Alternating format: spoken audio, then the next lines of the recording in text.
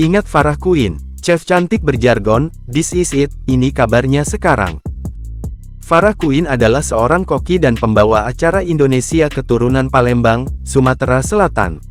Farah Quinn mulai dikenal publik sejak ia menjadi chef dalam program acara memasak.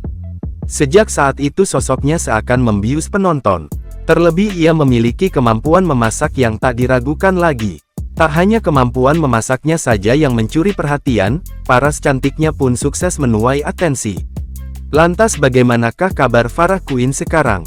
Melansir akun Instagramnya, Farah tampak aktif membagikan potret kegiatannya sehari-hari.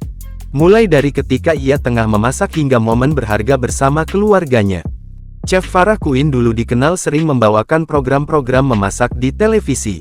Dengan jargon khasnya yakni, "This is it," atau "Voila", Farah Quinn mampu memikat para audiens.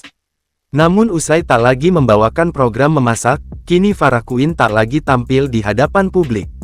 Meskipun sudah tak lagi muncul di layar kaca, Farah Quinn kini lebih sering membagikan tips memasak di YouTube pribadinya sejak tahun 2019.